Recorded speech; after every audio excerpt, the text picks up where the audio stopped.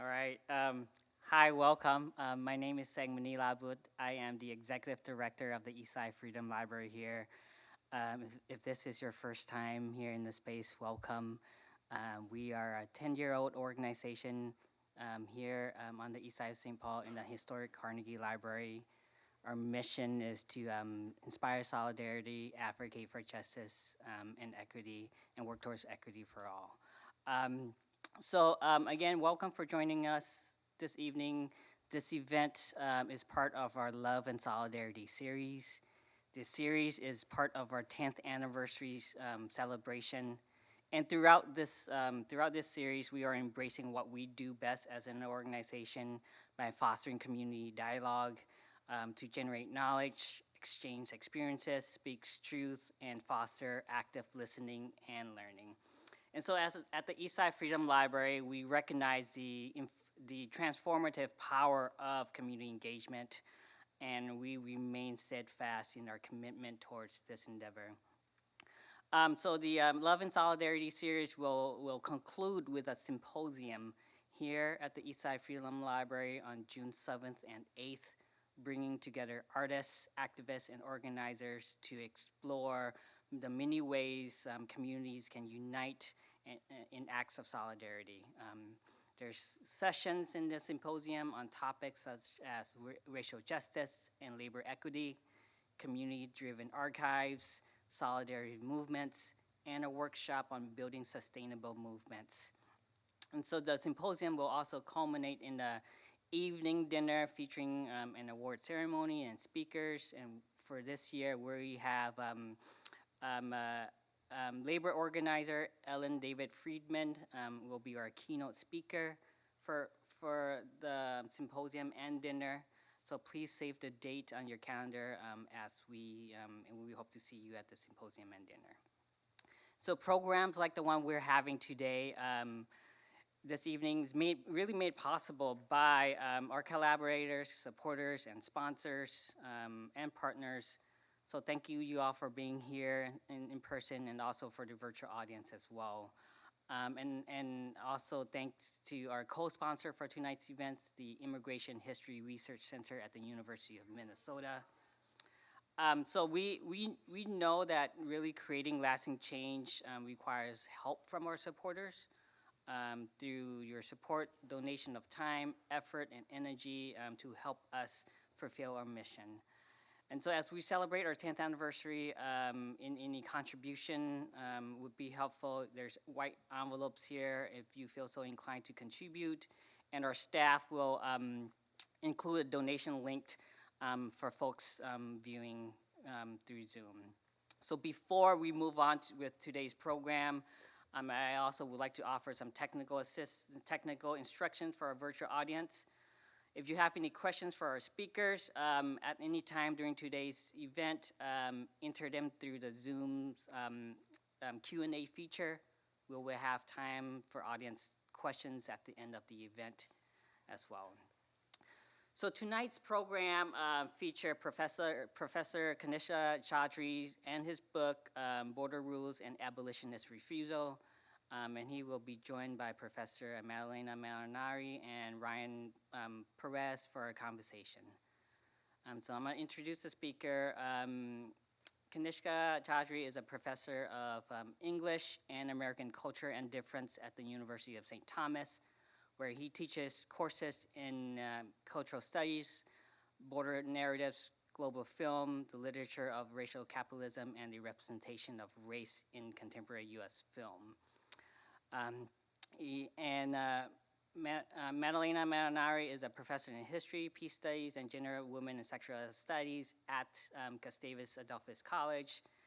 She has also published extensively on immigration restriction and immigration mobilization.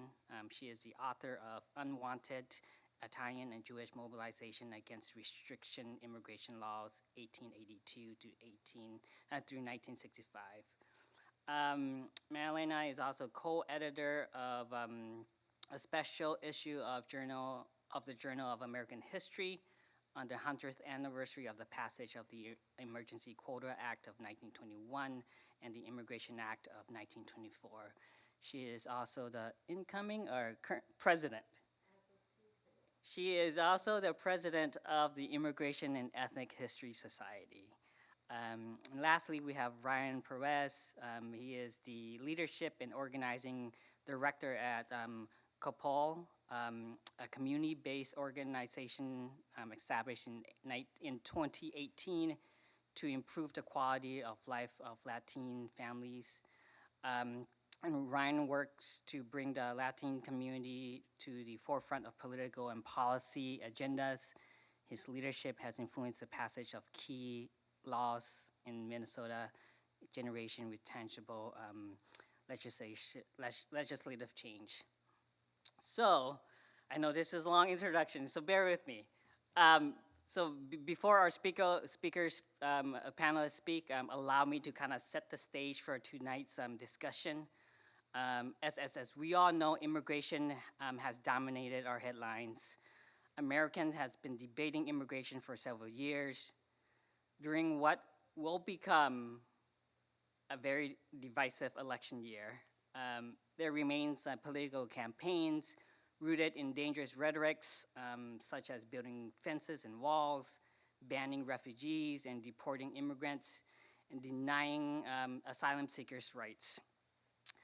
And the debate has become even more heated and divisive. Just last month, county commissioners in St. Croix County, Wisconsin, voted to pause refugee resettlement in the county, really ahead of 75 refugee families who are currently trying to be resettled by World Relief. Here in Minnesota, immigrant rights activists and legislators have been debating on the North Star Act, which would prohibit state and local agencies from cooperating with federal immigration authorities to detain and deport immigrants. And these responses by local, national, and international agencies are rooted in the very fabric of this nation, often referred to as a nation of immigrants. The United States has also been a leader in anti-migration and anti-immigrant policies. Take, for instance, the 1882 Immigration Act, which outright banned the immigration of Chinese immigrants to the US, or even the more recent Muslim ban in early 2017. So I'm sure that many of these topics will be discussed among our panelists today. And so the discussion tonight, it's about the book, Border Rules and Abolitionist Refusal, which really examine border policies and oppositional narratives of the borders, demonstrating that the term designates not merely a line of territorial control, but also a set of social relations shaped by persistent racially differentiated colonial structures, and more recently, neoliberal modes of accumulations. Central to the discussion tonight is the concept of abolitionism, right? And you'll hear more about that today. Also, languages and terminologies too often play a crucial role in shaping perceptions on policies related to immigration, right? We ask, how has the term such as settlers, immigrants, refugees, and asylees influence our understanding of migrations and belonging? So lastly, I would also like to recognize that yesterday, May 1st, was International Workers' Day, May Day. As we discuss immigration and borders, it would be remiss. Yay. So as we discuss immigration and borders, it would be remiss not to mention that, right? And the impact of immigration laws and policies around borders on laborers and workers within and beyond the imagined boundaries of nation states. So with that, I'll hand it off to our speakers to do some remarks for today. Thank you.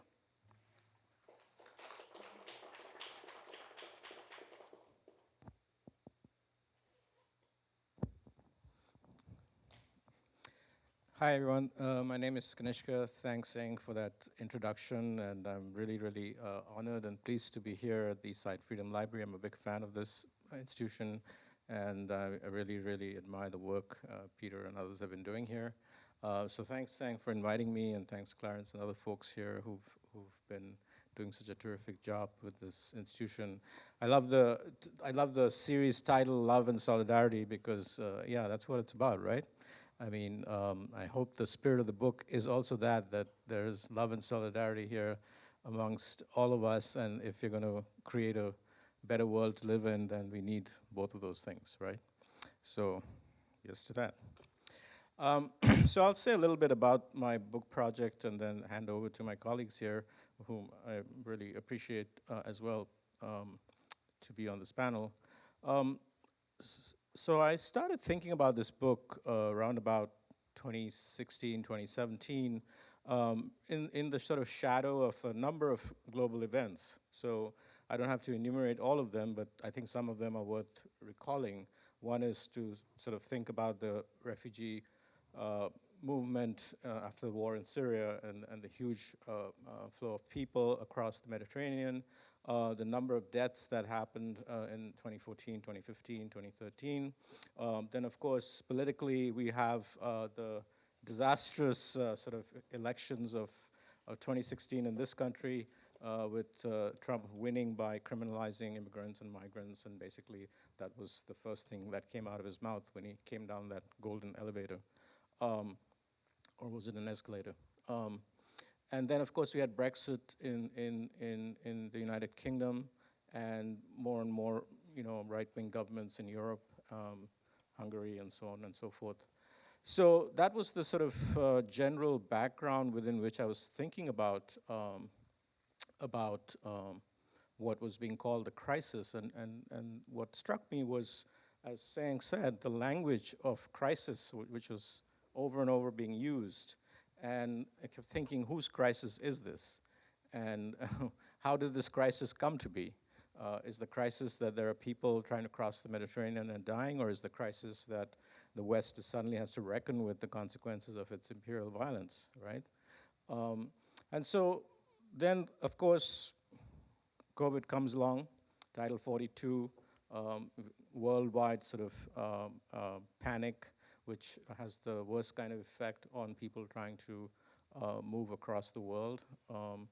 And so this book was written really in the shadow of the pandemic. And one of the things, of course, I want to acknowledge here is just how much of a privilege it was for me to have some of the things that the people I'm writing about didn't have, which is basically the security and the means to sit down and actually write and think about things. So, so that was the background within which I sort of thought about migration as not just a movement of people, but as a way in which to understand how the social fabric around the world was changing as a result of the displacement of people. And of course, as we know, going forward into the future with climate change and so on and so forth, the prediction is that the number of displaced people will be over 100 million very shortly. What I'd like to say about what Sang said about the book, as I begin to think about writing about the border, what struck me was that, and this is not in itself the main revelation, of course, but that the border is not a line of territorial control, not just a line of territorial control, it is a social relation. And it is a social relation that is dictated by not just imperial colonial structures that have been inherited, but current modes of wealth accumulation. It's based on race, it's based on wealth. It's interesting to consider that in many of the cases, the walls that nations have been building the last 10 years almost always divide the wealthy from the poor, and that borders are often a class-based system of division, you know, whether it's Israel, Palestine, or the United States and Mexico. That what one is protecting is not just territory, but also wealth and privilege, right? So, so if you think of borders as a relationship that is founded through the mechanisms of racial capitalism, then suddenly it becomes about much more than just who comes in and who goes out, or where the line is and how that line should be determined. What we're really talking about here is that a society that is determined by hierarchical relations and how those relations are put into place. So the border doesn't just exist in some line. It exists in Chicago, it exists in Los Angeles, it exists in New York, it exists in places where these hierarchies exist. Um, One of the things that really interests me is to think about space beyond just that then. So if you think about a lot of geographers who talk about space, there are three ways to think about space. Lefebvre, a famous French theorist, said this once, that it's a social product. Space is a social product. And there are three kinds of space. One is the actual space, right, the physical space. Then there's the discursive space, which is the space of representations, okay? And then there is the everyday space that people live out their lives in particular spaces. So I try to look at the interrelationship between all these three kinds of spaces. So in the case of something like the wall, the famous, infamous wall that has been built on the southern border, it's much more than just a physical thing, right? It's a spectacle. It's a representation of something. It stands for something. And it impacts the lives, the everyday lives of people.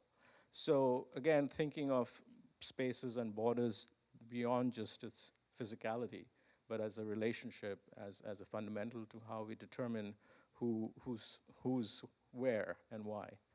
So that's one thing I wanted to say.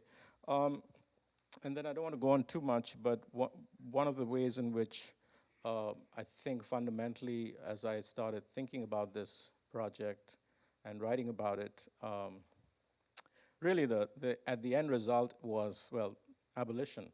That's the only real solution here. Now, don't get me wrong. I think the kind of work that lots of people are doing to reform the system is extremely valuable. Anytime a single life is saved, that work is worth it. Whether it's closing detention centers, making sure people who travel across the desert have the facilities to survive, making sure that families are not separated, making sure that asylum seekers are not backlogged by years and years and years. All of this matters. But really, at the end of the day, if borders constitute a social relation that is based on hierarchy and differentiation and maintaining wealth and privilege, the only way this is going to be resolved is we abolish that system itself. Now, you might say, well, this is all utopian world building, right? This is impossible. So what I try to do is I go back to the work of W.B. Du Bois, of whom I'm a great fan, and the concept of abolition democracy. And Du Bois wrote about this pretty thoroughly in his book, Black Reconstruction. And basically what he said is that, look, slavery does not end with the legal end of slavery. The work has to continue. That in order for true democracy, true equality to come, we have to demolish the institutions that created slavery in the first place. Ruthie Gilmore, a current theorist, calls abolition about presence, not absence. So we have to imagine it. We have to imagine what that world will look like. Only then will it come to be. Meanwhile, the hard work continues. The hard work of reform, the sort of things Sang mentioned, the North Star Act, all of these things are important. ICE breaking into your house and arresting you, deporting your friends, all of this has to stop. I mean, that goes without saying. But ultimately, all of these will hopefully lead to abolition because really the society we're looking for, the sort of society that breeds love and solidarity, can only come to be if we are willing to recognize that a better world is possible. But for that world to come, we have to imagine it. It was very hard to imagine the end of slavery even in the 1850s. Think of what happened, the Fugitive Act, right? That was not that far before the Civil War. For someone to actually imagine that enslavement would come to, at some point, end, was very hard to imagine. And I often think that for us, it is very hard to imagine certain ways in which our consciousness has been territorialized, right? We have been colonized by certain ways of thinking that we cannot think our way out of them. But that's part of what a revolution is. A revolution is not just going out into the world and changing the system, it's also changing our minds. It's changing the way we think. And that's hard work. But I believe it's possible. We see it around us all the time. And as Seng was saying, one of the things that's already happened is cross-border solidarity movements, workers across Mexico and the US collaborating, all kinds of instances when groups and communities come together across borders. So the problem is not with ordinary people. I think ordinary people can very well imagine a world in which there are no borders. It is the wealthy who have to protect their interests, who have to protect their property, that do not want this. Of course, they want their goods to move all over the world freely in their giant container ships, but they do not want people to move around. They want laborers, workers to be in particular places at particular times to produce particular kinds of goods, right? So the system is in place because it benefits certain groups of people, which means that it can change. And that's my hope. That's all I have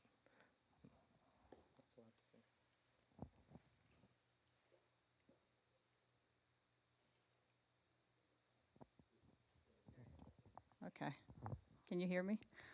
This is a tough act to follow. Thank you for inviting me. Thank you for having me. Thank you for being here on a rainy day. I'm Southern Italian, so this for me, this is really cold. It should be warm, much warmer than this. So in the little time that I have, I would like to kind of contextualize from a historical point of view where the normalization of restrictions, borders, insiders, outsiders has come from, right? And so as Sang mentioned at the beginning, this year is the centennial of the passage of the 1924 Immigration Act. And so I want to tell you a little bit what it did. I think the biggest message that is sent to the world is that only people who could become citizens were allowed to come to the United States. So in other words, it's the first law that connects eligibility to citizenship to immigration. What does that mean in practice? That except for Filipinos that were an American colony at the time, no Asian immigrants can come to the United States. And that will remain until 1943, and it won't be, and it won't completely disappear until 1952. So that's a really long time to say to a large chunk of the world, you can't come. The other thing that it did is that it established a set of quotas, so yearly quotas, for immigrants to come in. But it was really interesting. So this is where we get to the contradictions as well, because those quotas were only on the Eastern hemispheres, and they were really targeted at these undesirable Europeans, the people I studied in my first book, Italians, Eastern European Jews, Poles, right? So they got really small numbers to make sure that the numbers compared to the entire population would stay small, right? And then at the same time, though, despite the fight to impose these quotas on the Western Hemisphere, so people right from the Americas, they were exempted because in practice there was a recognition that someone needs to do the jobs that immigrants usually do. But it turns out that it's a compromise, so I want to put it kind of in a broader perspective, because on one end, right, immigrants from the Western Hemispheres are exempted, but 2 days later, Congress actually creates the Border Patrol. And so, yes, you can come in, but only when we decide and when we need you, right? And in fact, in 1930s, we don't have clear estimates, but up to 1 million people were deported back to Mexico, for example, because of the Great Depression. And the 24 and the creation of the Border Patrol also creates this notion, and it's kind of still with us, that immigrants from the Americas are permanently foreigners, right? Even though they've been in the United States. Some never even moved. After 1848, they simply became American, right? And then, a week later, bear with me, I'm a historian after all, Congress passed yet another act imposing US citizenship on indigenous Americans because they thought that that would be the only way to kind of control them. Nothing else that seemed to work, right? And so immigration law, citizenship law then becomes kind of tools of social engineering. where you determine, one of the things that I appreciated about our, we met before tonight, is the idea that the border, right, is not just a physical space, as he was saying a moment ago, it's also a border that divides who can become a citizen as well, right? Or who has certain rights, even as a citizen, second-class citizenship, right? Or sometimes some people have social citizenship, but not political citizenship, right? And so 1924 is critical for that. And what's interesting to me, I don't want to take too much of your time, is that once they realized that the way they set the quotas would let black migrants from the Caribbean come in because they were counted as the British quota, they changed that too. Because it's like, we cannot possibly allow those people to come either, right? So did the law work right away? Yes and no. But what it did is that it created an infrastructure, the resources, and it set a set of precedents for funding and the number of people, right, that need to be in charge of immigration and immigration restriction. So one of the things that I often say in venues like this is that some of the things that we're seeing today, such as I don't even know what word to say, the callousness with which families are separated, or the fact that there are encampments along the southern border where people are barely provided anything, those things were proposed 100 years ago, and they were rejected as too extreme. 100 years later, where everything that the 1924 Act did has been normalized, right? We cannot even imagine that we wouldn't have a set number of people allowed to come in. We can't imagine that we would live in a world where you don't need a passport or a visa, right? We can no longer imagine that. Well, 1924 made that possible, not just for the United States, but for a lot of other countries, because then a lot of other countries around the world actually ended up adopting very similar laws and legislation. And so without that precedent, I think much of what we're seeing today would just not be possible. So I can be here until tomorrow, but I want to end with kind of I want to add to what he was saying about imagination, right? I think we're also meant to feel hopeless, so we need to remain, we can't just imagine that it can exist, we also need to keep hoping, right? And keep working towards it, otherwise, I think that's the ultimate goal, right, of people who are anti-immigrant, that they want us to lose hope. And the other thing that and maybe we can talk more about in the conversation, that I really like about this book is that it reminds us that we're talking about people, right? I think one of the most difficult things right now is kind of the dehumanizing language people are using, not just in the US, right? I mean, and other things that circulate is not just wealth, it's also ideas. And right now the rhetoric is strikingly, unfortunately, similar across the world, really, right? Not just the West. So we need to remain hopeful. Thank you. Testing. Okay, great. Hi, my name is Ryan Perez. I'm the organizing director at Copal, Minnesota. I'll talk a little bit about our organization and our campaigns, but really quick, I'd like to get to know the room a little bit. So bear with me, and if you're on Zoom, apologies. But if you're from Minneapolis, you drove over here from the Minneapolis side of the river, hand up.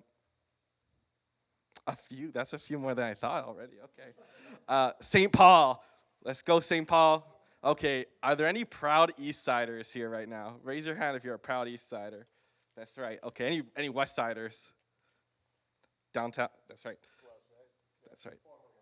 Former, okay, we still love you. Downtown, that's right. Any Woodbury, eastern suburbs? No? Okay, all right. And then another quick thing, any proud first-generation immigrants here with us? Okay, second-generation immigrants here with us. Okay, I'm with you. All right, anyone that, like, your ancestors are native to this land, whatever that means to you. All right, with orgullo, ¿verdad? Okay, that's great. Thank you for sharing that. Who here is like a Eastside Freedom Library regular? Like, you're here all the time, or you've been here? Okay, a lot of new folks. Oh yeah, I love your office. Okay, great. That's right. So COPAL es Comunidades Organizando el Poder y la Acción Latina, Communities Organizing Latina Power and Action.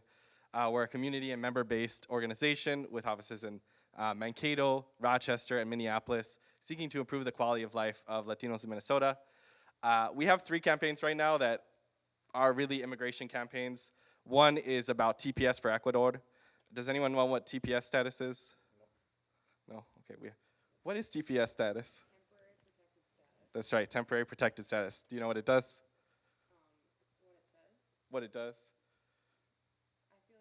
Ah, okay. I know what they stand for, Eh, but I think you might That's not have that that's great. expertise. No, that's awesome. Okay, so it's something you have to renew. It's a temporary status. It's protection. It's afforded for certain kinds of migrants that come from certain kind of contexts. So if there's an environmental crisis, if there's a political crisis, violence, earthquakes, hurricanes, there can be these situations that then the Department of State says, okay, we're going to grant a special protected designation to this immigrant group. And then in a couple of years, we'll consider if we still want to keep doing that. Interesting thing about race, class, and how that intertwines here. That for many there's a corporate incentive to TPS. Oh, that corporation loves that. TPS is also a permit to work. So we can take people who are in their hardest moments and have them in this construction job. And it's a trade-off, right, with that system. But it is something. It is something. It's better than having no status at all. So we launched yesterday. We had a big press conference launching a TPS for Ecuador campaign out of Minnesota, pushing cities to pass resolutions in support. Because ultimately, this is a decision just that President Biden signs the document and says, "Here's TPS," basically. So we are pushing. We have Minneapolis and St. Paul lined up. We have Columbia Heights just reached out. So if you have any friends that work in city government, hit me up. Another thing we have is an ITIN campaign. Does anyone know what an ITIN number is? Okay. Do you want to say what it is?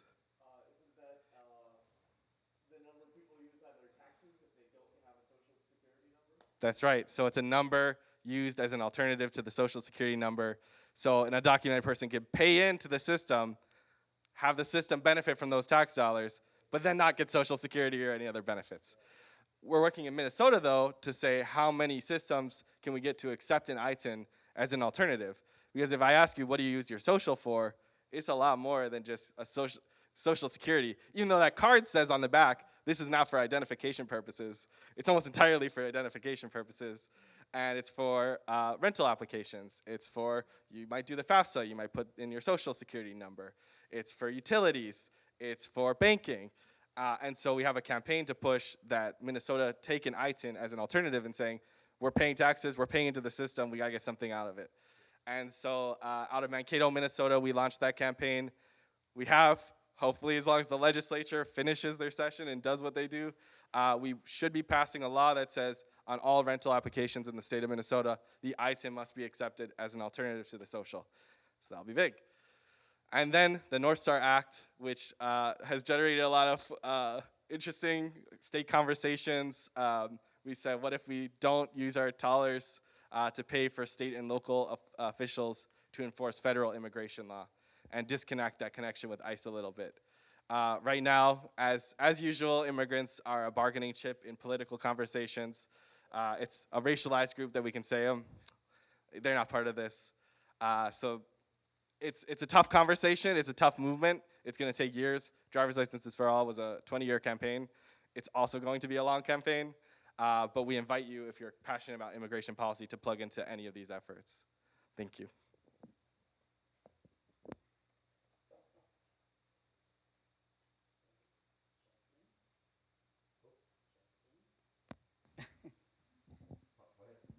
Checking. All right. Thank you for all of that. I think I would like this to be a conversation more of with the three of you than me asking questions. But if I can start out with some framing a little bit. During our discussion last week, we've talked about how these immigration crises are human-made, right? Human-made crisis. And that some of these policies are very based on U.S. policy, U.S. foreign policies, right? Immigration policy is really based on U.S. foreign policies, and so we didn't mention that the latest comprehensive immigration reform of 1965. How many years ago was that? I don't know so many years ago, 60, right? Can't do my math. So it's not a coincidence that the Immigration Act of 1965 was really came off kind of the coincided with the civil rights movement, right?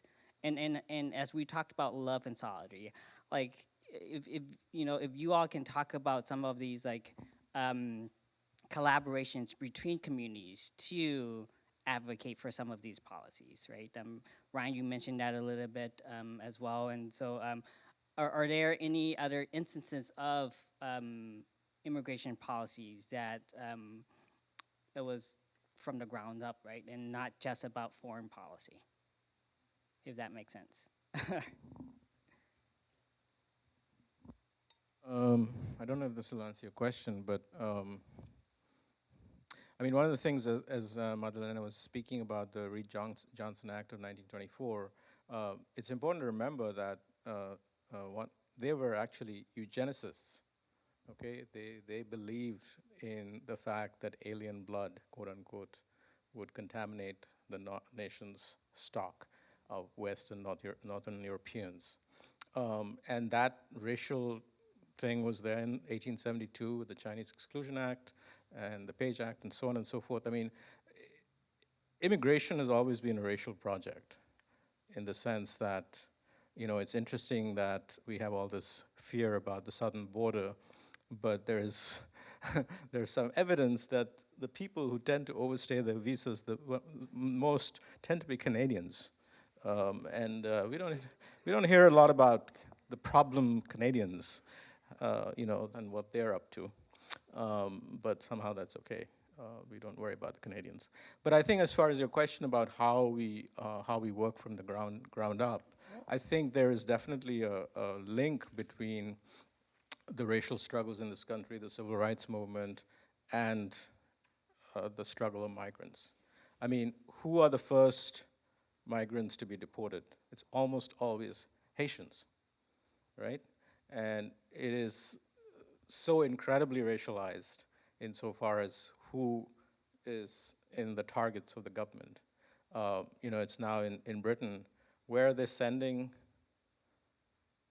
asylum seekers to? Rwanda, right? I mean, it is amazing. I mean, the fact that this is actually a violation of international law, but somehow, the Tory government thinks this is okay. And it's been again, this is the thing about consciousness, right? How we normalize something that's even a violation of law.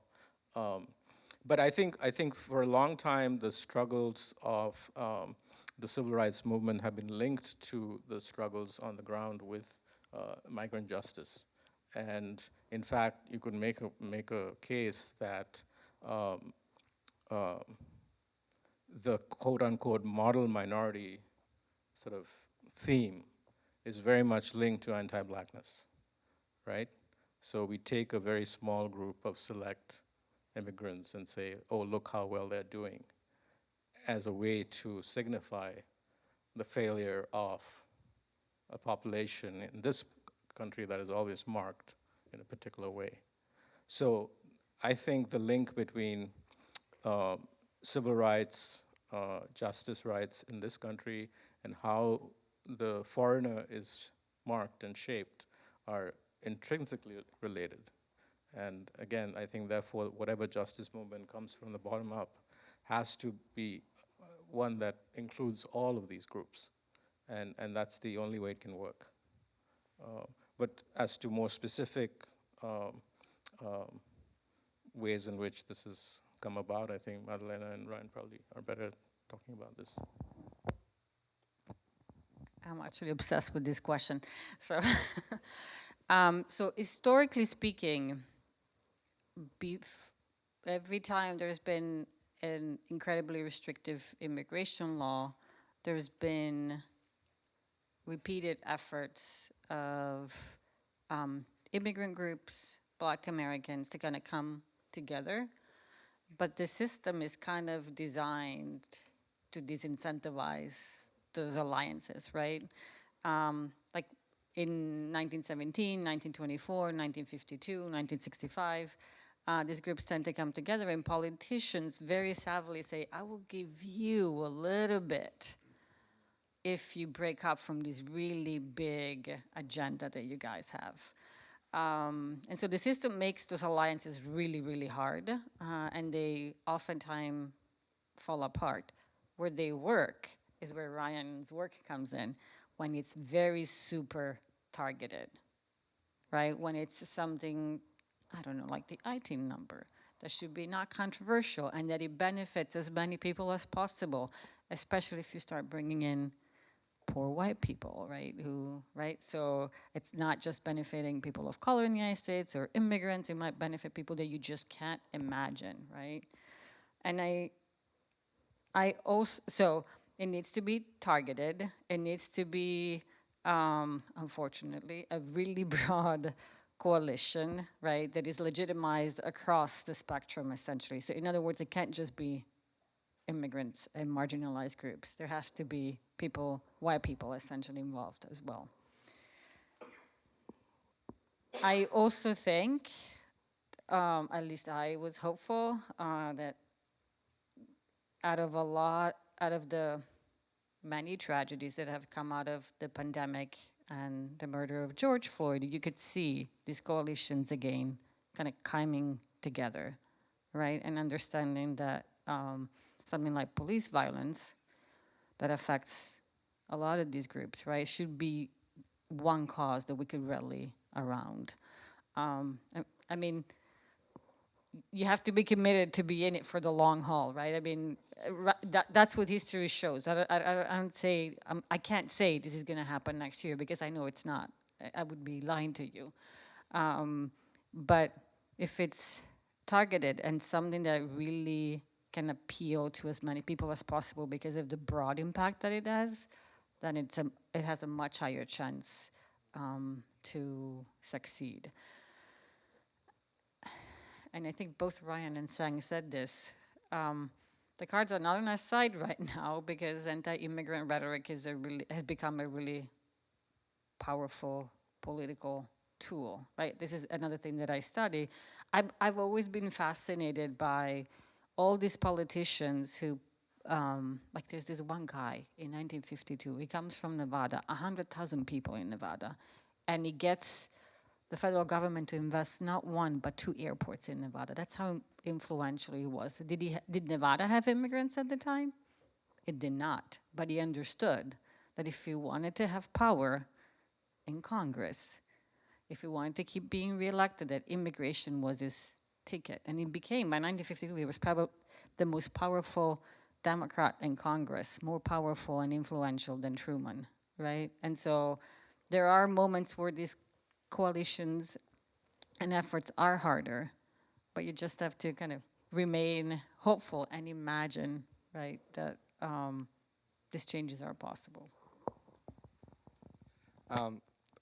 I think there's almost like in that message of things have had to be targeted, things have had to have these impossibly big coalitions, and like there could be a yet there. I'm hoping there's a yet, which is that we're growing populations of immigrants. We're learning how to navigate systems that haven't made room for us, and then we're making increasing demands for social change. And so there's enough Latino people in Minnesota that are eligible to vote in the United States to swing most statewide elections in the state of Minnesota. Like many Minnesota statewide elections are decided by 3 or 4 or 5 percentage points. There's enough people here to do it, but do we know how to access voter, what suppressions are there? What language barriers are there? Are we gonna maintain, as we build our second and third generations here in Minnesota, an ideology that is actually pro-immigrant, or are we gonna lose that as we build into the next generations? So there is like growing potential for power if there's organizing. And I think Licenses for All is a good example where it was a really intense demand but it took 20 years of organizing. It took 20 years of changing minds.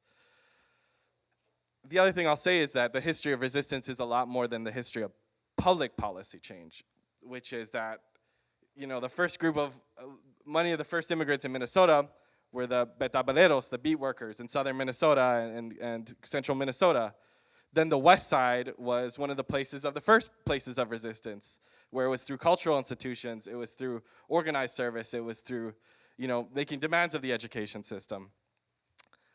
The first border, I don't know if, I'd be interested if you define it this way. To me, the first border in the United States was when the colonists on the East Coast set up a border with the Western United States and the Midwest and said, don't pass that, we're pushing the natives there, and this is our land and this is our border. And that history of native resistance is also the same history of resistance that we're building now. Another big border was the Mexican border. The United States was positioned after the US-Mexican War to conquer all of Mexico, not just the half that you see if you know the map. But they said, oh no, if we take if we take the capital, then there will be too many brown people here, and there will be too many brown people that will have, as from a geneticist lens, that they would have a second generation of people that are eligible to live and work and vote in the United States, and they didn't want that. So I think we have a long history of resistance and successful resistance, but we do need to expand that beyond just like US public policy, because especially at the federal level, we're getting nowhere. I just want to say I really appreciate what Madeleine said about the group solidarity involving white people, because I mean, this is, again, goes back to abolition, democracy, and the Reconstruction and after the Civil War. One of the best things that came out of Reconstruction was the public school system that we still have today. And that came about because of the struggle of freed African Americans, freed people, because they so strongly desired an education. That's how it came about. And guess who benefited from that? Everybody, right? I mean, this is how you build democracy. But that link has to be made, and that link is constantly being broken and attempted to be broken. One of the great tragedies of Reconstruction, and Du Bois writes about this, that he said the two most logical groups of people who should come together after the end of the Civil War are poor white people and the newly freed people. That's the most logical coalition, and it was. But again, the Southern plantocracy and the Northern capital destroyed that. So the potential is always there, but you're right. I mean, this is what we constantly have to work for and work with, is the fight, the pushback, the pushback, the pushback. But it's there. That's what gives us hope, and that, you know, it'll thrive someday. We have to believe that.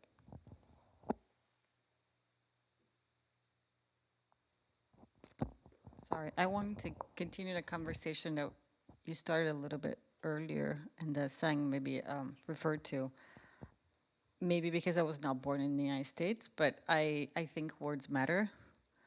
And I think it's interesting, one of the things that emerges from your book, right, is the ease with which we talk about crises.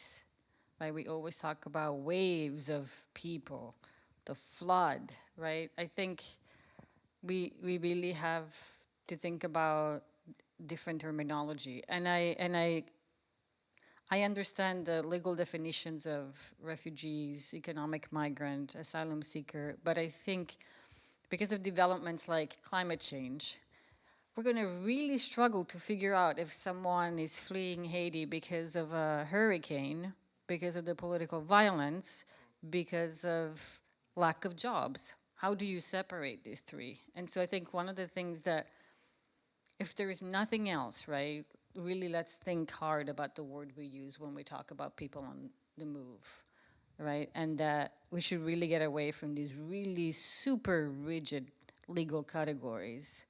And another piece that one of the difficult things about the evolution of refugee rights is that how hard it is to get that status. I mean, the bar is impossibly high. So, like, Maine immigration law prioritizes family, but it also prioritizes skills. And in the 50s, American legislators decided that those were really good prerequisites for refugees as well.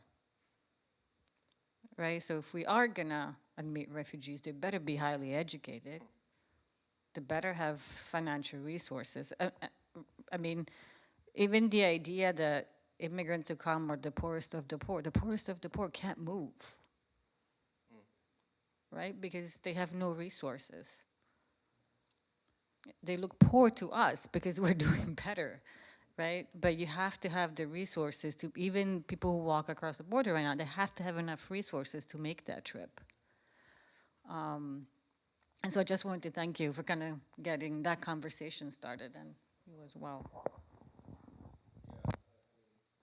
Language so much determines the way we regard people, and absolutely, I mean, on the one hand, you have the demonization of people who are on the move, the criminalization, and this is happening more and more and more, right? And you know that this election year is going to be a nightmare for anyone who is not, you know, has, you know, access to the proper resources or papers or documentation.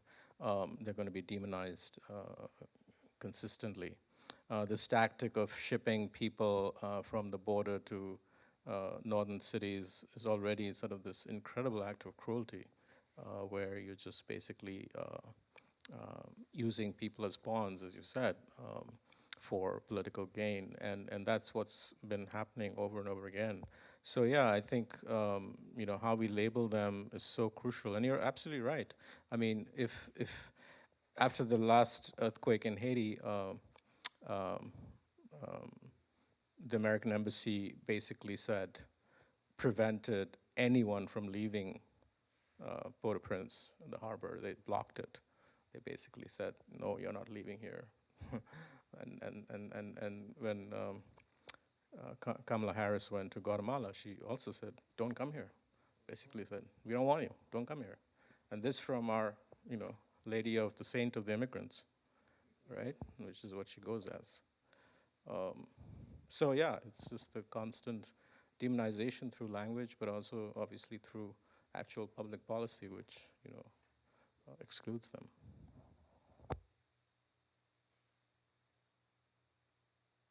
All right, back to me. So in the book, Kanisha, you kind of quoted or borrowed Marx's comments on capital, right? Capital is not a thing; it is a definite social relations of production. You also went on saying that border is not a thing, but also a set of social relations. So I would like to add, you know, kind of borrowing like Benedict Anderson's imagined communities, right? Of like kind of describing nations as imagined communities. I would also say that like borders are socially constructed, and so then borders are indeed imagined, right? And so we've been talking about that, right? Like how like these are like imaginary boundaries that human created, right? And then so we kind of see these ideas to you know, imaginary borders through the creation of like internal borders, you know, violation of like treaties with native nations and creating reservations, internments of Japanese American internally here in the U.S.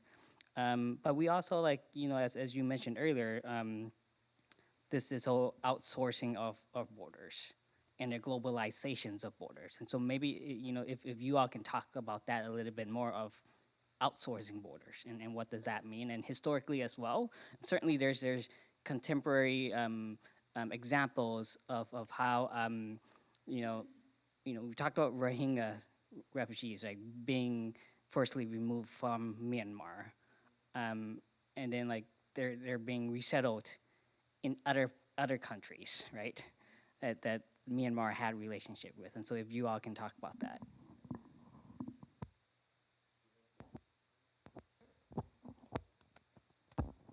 I get us started.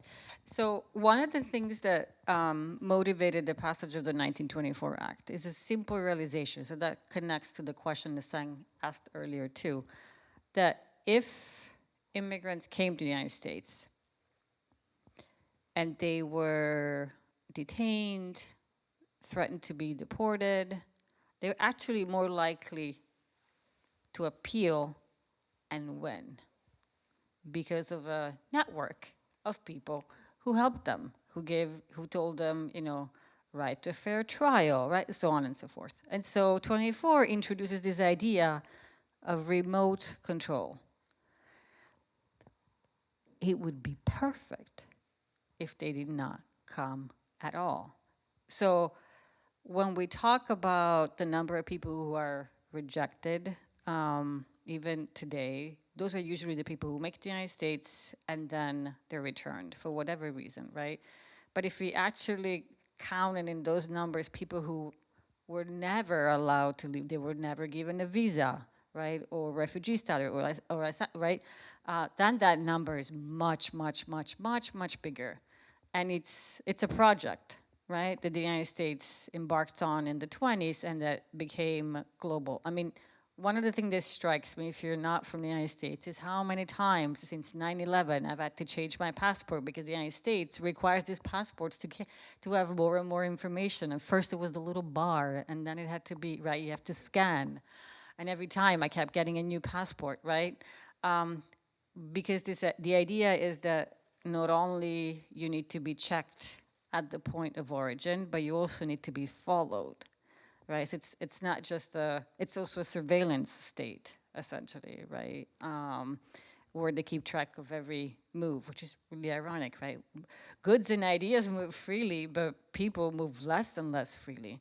And so today, I think we see that the culmination of that project that started 100 years ago, where in the best, if you don't like immigration, the best possible scenario is you don't even leave.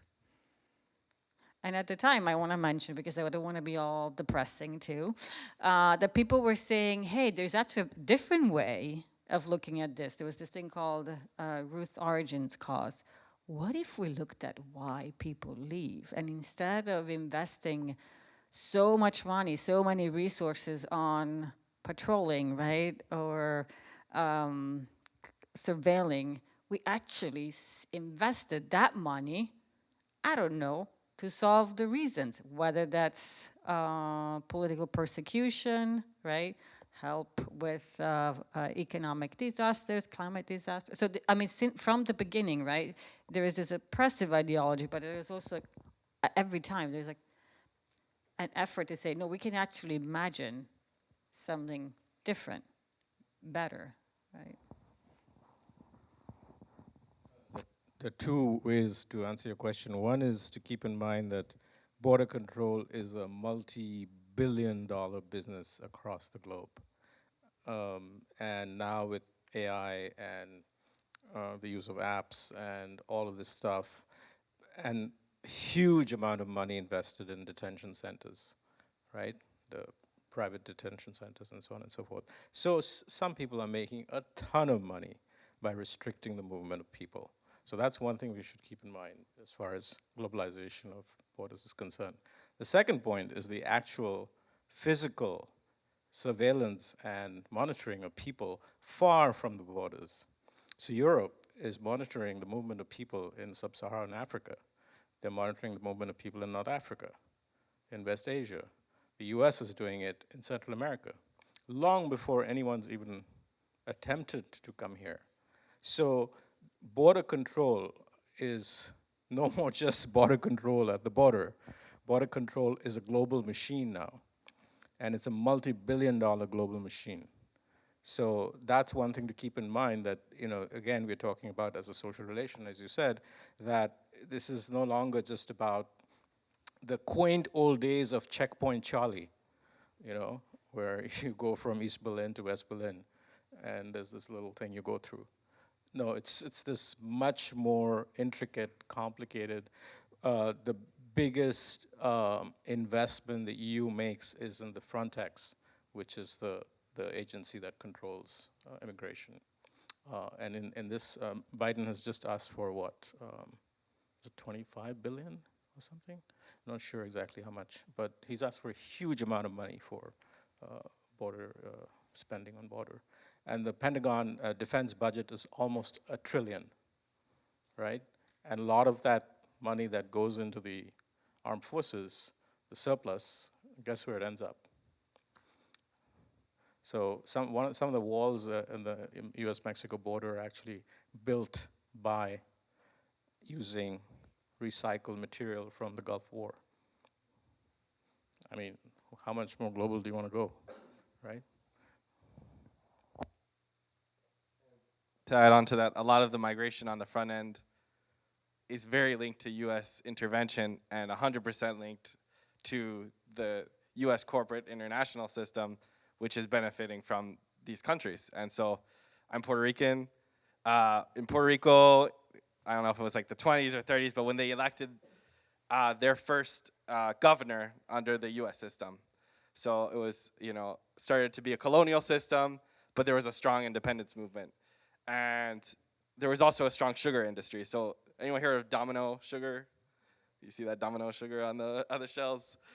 So Domino sugar was the export, and rum was the export, and all these wonderful things that made U.S. corporations rich. U.S. corporations owned the land, but then the jibaros, the mostly native and Afro-Boricua workers that worked on the land throughout the island were producing this wealth, but not owning the land, not managing or controlling the land. And that first governor elected had a long history of being pro-independence. He also had a private history of narcotics.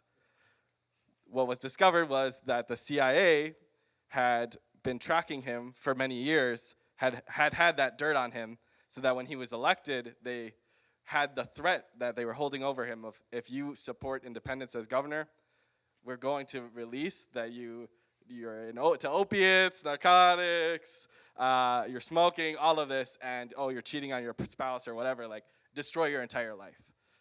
And that's a big part of the story of why Puerto Rico is still a U.S. colony and not an independent nation, because when the powerful movement was ready to elect an independence governor, the CIA had backed those attempts.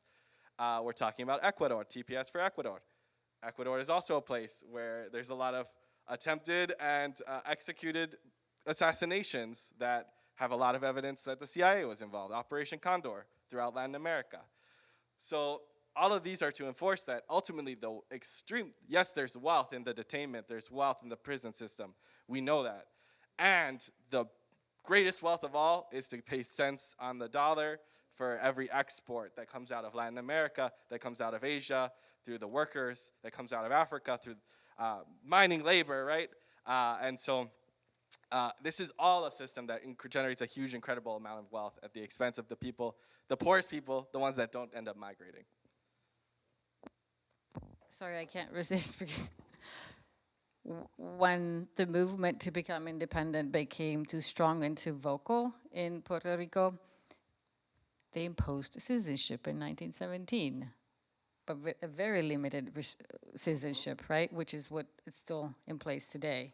So when I mentioned that immigration laws and citizenship laws are really tools of social engineering, the years between 1917 and 1929 are really like clear demonstration of how powerful those tools were, powerfully those tools were used to kind of shape U.S. society in very specific ways.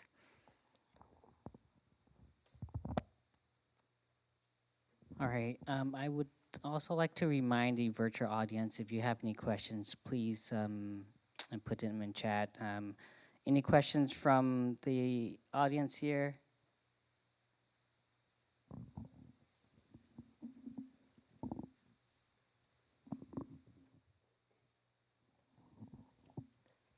Hi, thank you all. Really appreciating all of your insights. Thinking back to abolition and the importance of the imagination of looking beyond what we have, and even I think about all these systems that limit our imagination to dream and to imagine. Are there ways, places that you all are seeing in your work as, you know, you're doing on the ground campaigns or the broader analysis where you are able, like, where is the imagining happening? You know, outside of our kitchen tables and our couches and all of that, how, like, are the spaces, yeah, where, who, and like so much of abolition being about like all of us relating to each other and these systems differently. Just yeah, where is the imagination happening? So some of the most prominent abolition work, you know, stretching back decades, has been the prison system, right? The abolition of the prison industrial complex, and you know, Angela Davis and others have been very involved with that for many, many years.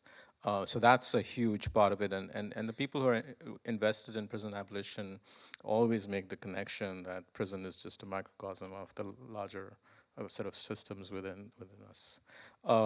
So that's one area. The other area I would say is it's happening is actually at the borders. A lot of the border communities, frankly, don't buy this division at all. I mean, you look at the say Juarez and El Paso, or you know, number of areas where those divisions don't exist because for generations they haven't. And whether it's in form of art, in form of literature, films, there's a whole lot of work being going on, thinking beyond the way we think about these divisions.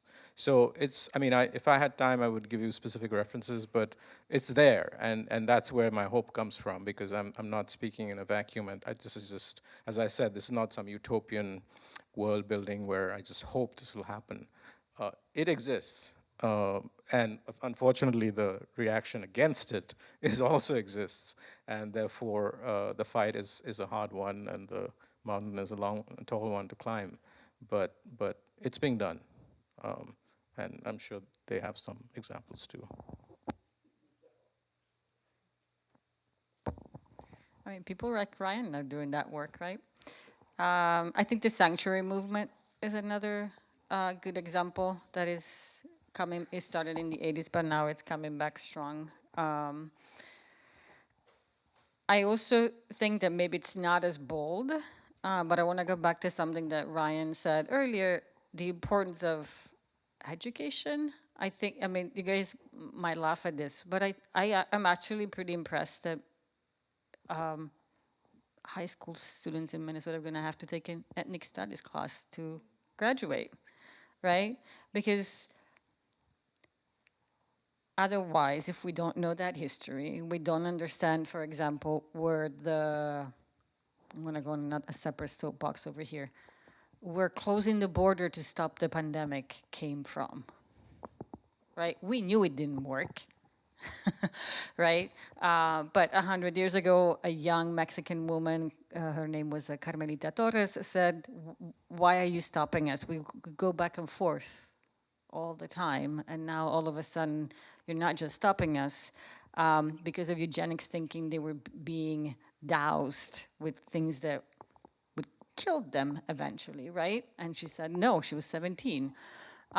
We need to know that history, right? And we need to understand that the traditional view of American history that a lot of people get is incomplete, to say the least.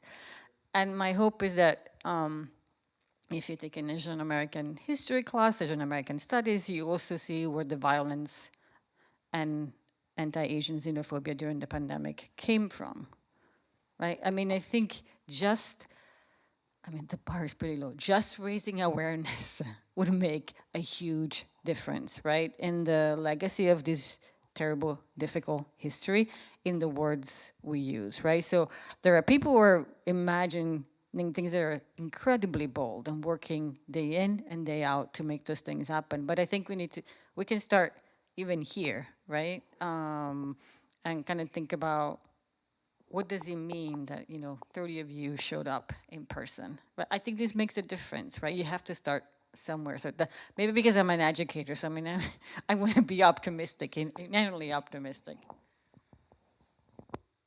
And also the DAPL, the Line 3, the movements against fracking and oil. I mean, these are not just indigenous activists, people. I mean, there were, all of you know how many people participated in this. And this is why I believe the repression was so heavy-handed, because I think they were genuinely scared that this, this would be a movement that would unite a lot of people, and I think that's abolition, right? And going back to what Ryan said about the first borders in this country were precisely borders that were set up by settler colonials, right?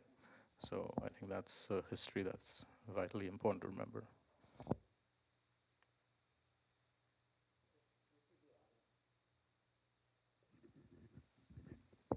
Hi, thanks for this conversation. I just wanted to say one thing about, in response to this question about what we can do, and Kanishka's book in particular, because as you were talking, it occurs to me that this is actually one of the very few books that seeks to analyze the phenomenon of borders from a consistently Marxist analysis in relation to this idea of social relations and capital. And I want to just encourage people to buy this book and read this book, not just because Kanishka is a friend, but like, we actually need better analytical tools to understand the globalization of borders.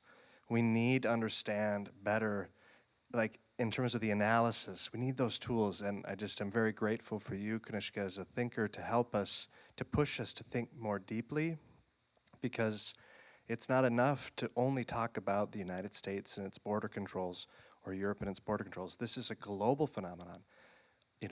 Racist, exclusionary border controls emerged with the emergence of nation states themselves, all throughout Latin America.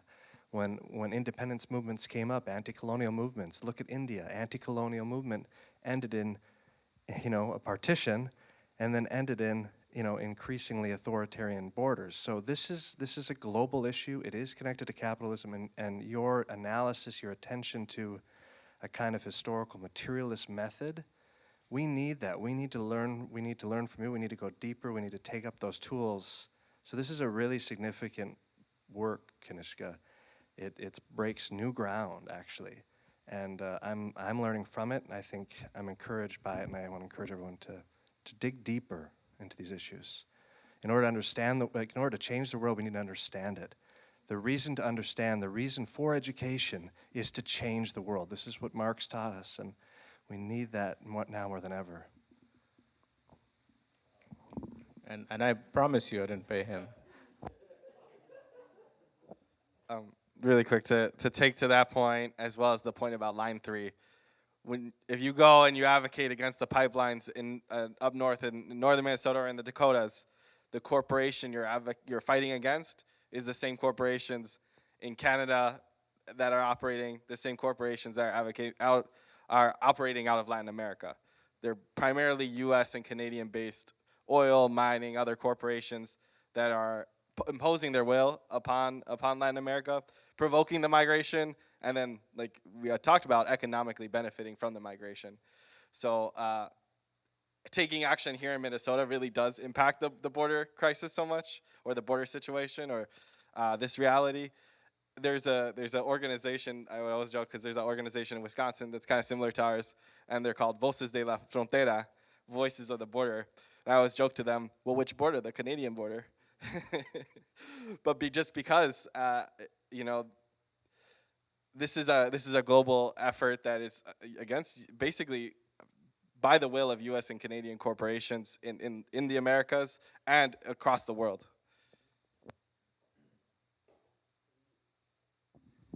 We have a few questions online, so I know there's some questions here in person as well, and I just want to ask some of these online questions. One question is, have any of you thought of ways to disrupt or reconstruct a normalized consciousness that is currently inhumane? In other words, how do you imagine the transformation of the current consciousness?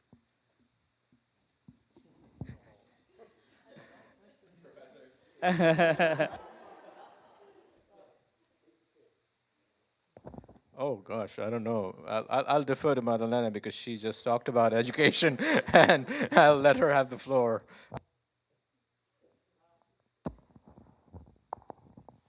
Okay.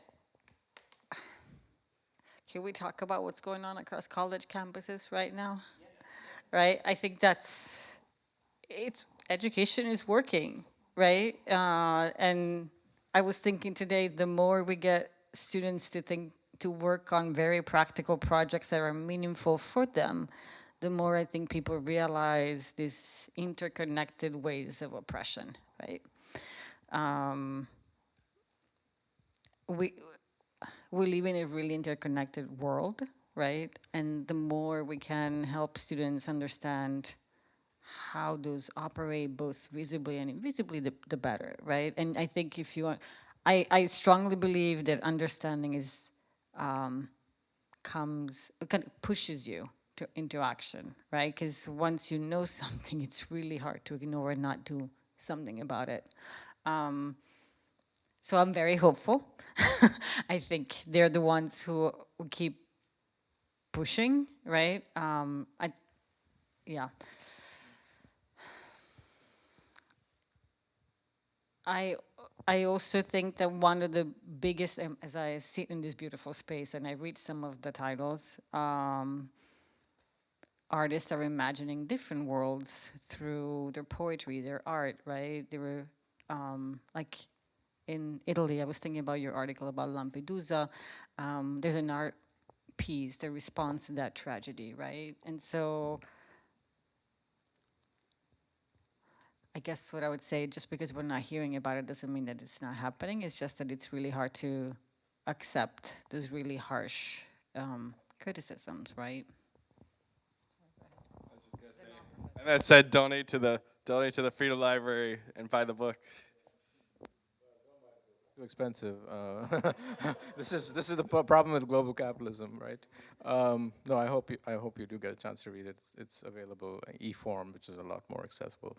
But thanks for saying that, Madeleine. I think what's important to say about what's happening in the country now, from Columbia to UCLA, and many other campuses all over, is that the students are not doing this because their professors told them to do it, and they're not doing it because it's an assignment. They're doing it knowing full well how incredibly risky it is. Not just risky in terms of getting beaten up by the police, but risky for their careers. Risky because their names are being put online on right-wing sites, and they're going to be harassed and doxxed and challenged and persecuted. So I applaud their courage, because not just their courage, but their autonomy, and that's precisely where the hope is. Nobody's giving them a how-to-do book here.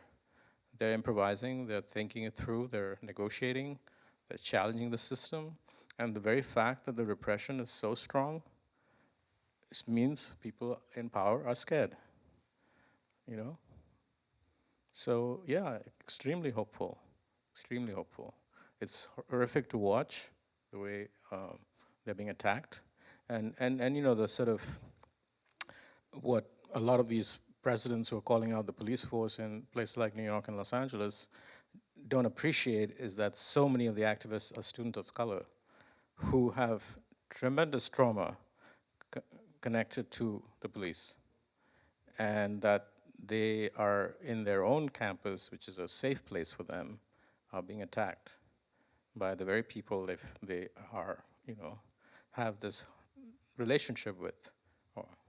So, you know, in short, yeah, I mean, I find it very inspiring, because at the age of 22, the thought that you might be suspended from your college, you might lose your housing, and your future employers will see your name online and hesitate to hire you, or you won't get a grant that you apply for, takes a lot of courage. So, hey, I mean, hats off to them.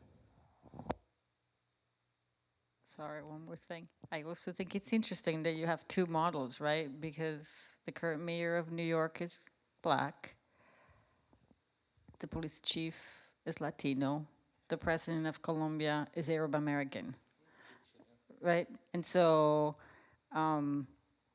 it's a really good example how people of color can get co-opted, right? In upholding white supremacy. And so you have the two options right there, right? The students who react against what they see as a really, really bad world and the ones who are being used to uphold, right, that world. And so I think it's a really, unfortunately, powerful way of seeing at least two options that you have of imagining, right? Question? This is not a deep question at all. I just wanted you to talk about root origin cause a little bit more, because it sounds like a trap almost. Well, not all of it, but when you said like maybe they're gonna, if something's happening in a different country, they'll figure out the reason, and how do you like fix the problem in order to self-servingly not get people to come to your country. It sounds like a trap, because that sounds like how coups happen. So are there thing, I guess, is it more often than not like good? Maybe there's no clear answer to that, but I hadn't heard of it. I hadn't heard of it before, so that's why I wanted to know. It remained theoretical. It was never implemented. Yeah, precisely because of what you're saying, right? How do you make it? How do you do it in a way where there are no strings attached? Which is something that we often talk about with humanitarian aid, right? I think it was just a provocation to say nothing is inevitable, right? It wasn't inevitable that the United States had to pass a law that banned Asian immigrants, right? And so these people were trying to say there are different ways of going about this problem of immigration that you talk about. Yeah. Sorry, I should have made that clear. No, thank you. That's a really good question. Thank you. Is there any other question in here?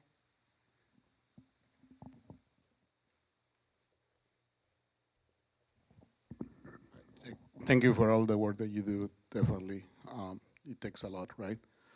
One of the things that a word that comes back to my mind as I am listening to you is accountability.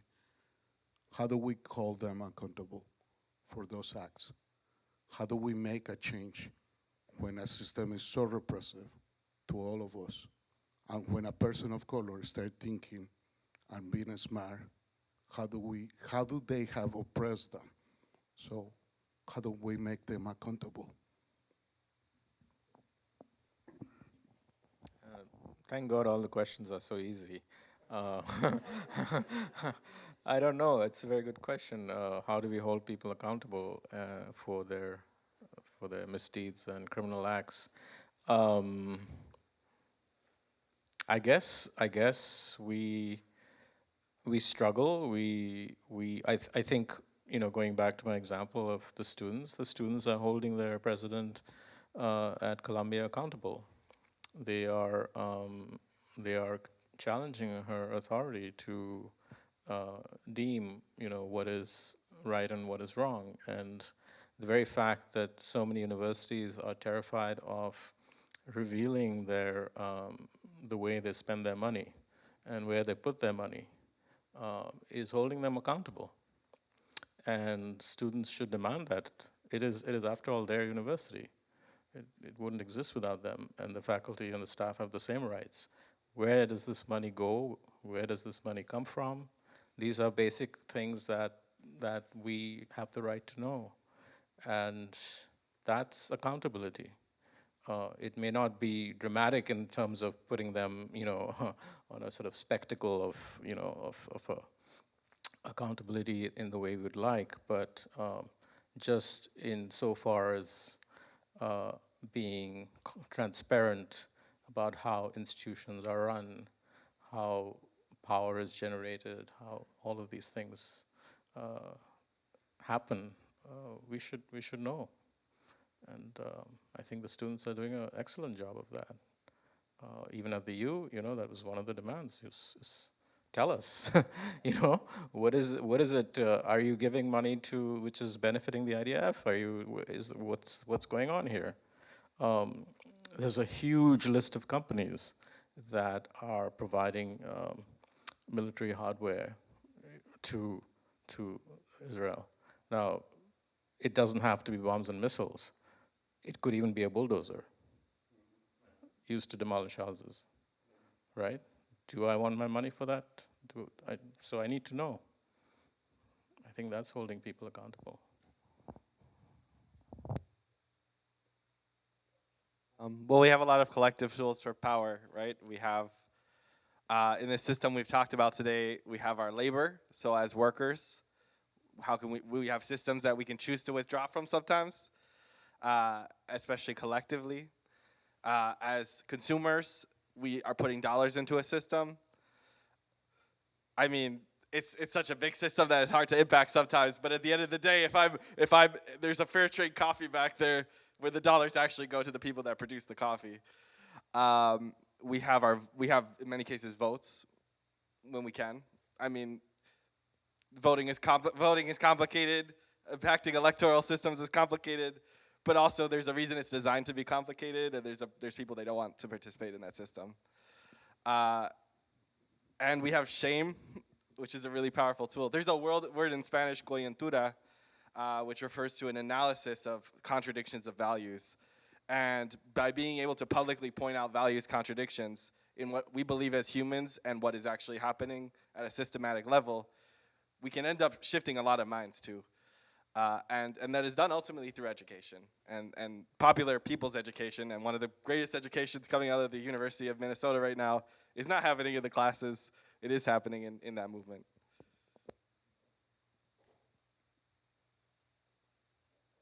Gonna be the boring one and say education. Okay.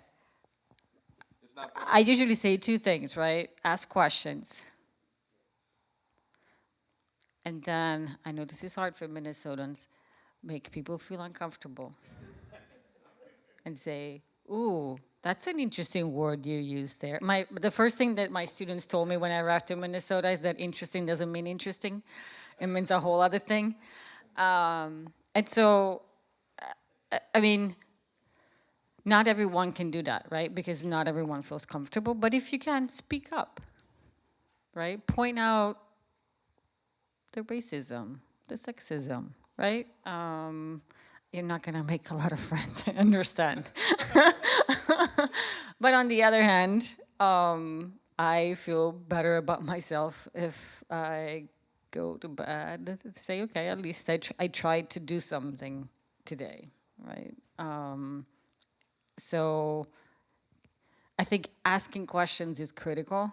Being informed is critical, especially right now, and not being afraid to make people uncomfortable and you feel uncomfortable yourself, because we all have our biases and limitations, and we should all be open to learning and questioning ourselves as well.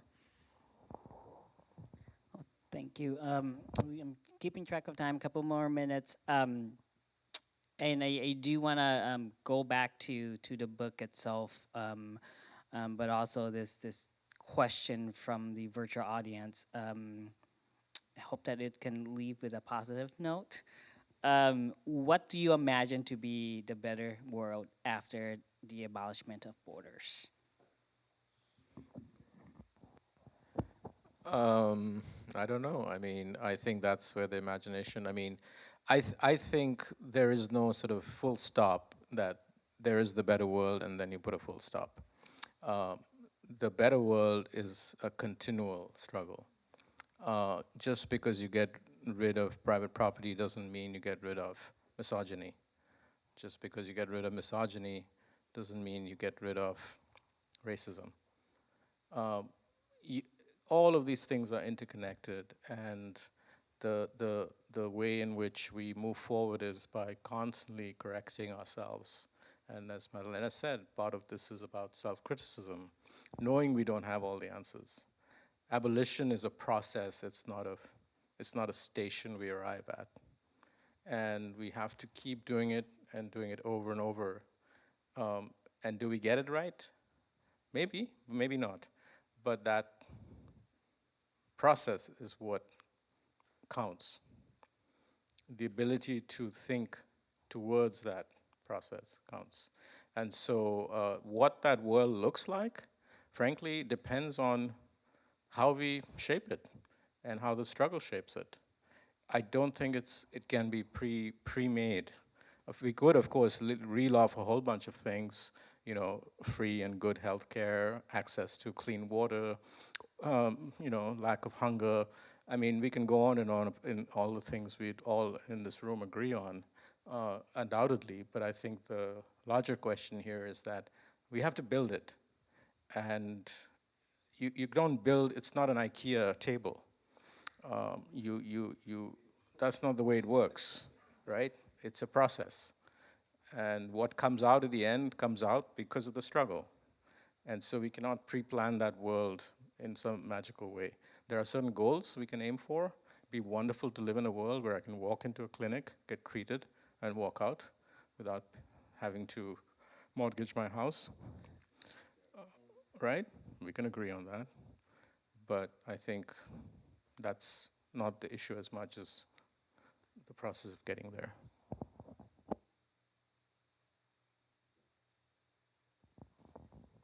Someone in the audience said, right, that the current immigration system is the product of the creation of the nation state, right? That's only 250 years old. In the big scale of human history, it ain't that big, it ain't that long. So that's where I try to find hope. There is a different way of doing this. It's not that it was perfect, that it was better, but it was different, right? Humans before us have imagined people's mobility in different ways than today. And then I think if I had a wish, because we have to end on a positive note, is let's get away from this zero-sum game mentality where if this group, God forbid, got something, then I will lose. I mean, think about the climate, seriously. We all benefit from doing something about it. And so if you think about anything, it's like, if misogyny goes away, I will probably benefit from it, right? If racism goes away, I will benefit from it. If we stop saying, oh no, if they benefit, I will lose, then I think we can start imagining a different world. I don't know how people live like that, but, right, it just keeps happening. Just on that positive note, that we have a lot of global problems that aren't constricted by the borders, and the pandemic was one. Climate is the is the biggest one that is just like causing migration, impacting workers, impacting the safety of workers and our health, and just kind of like apocalyptically getting worse and worse. And if we live in that world without borders, global problems can take global solutions that are really coming from the people. So I really hope we can dream of that world at least. Well, with that, thank you to our speaker for today, and if we can give them a round of applause. Thank you.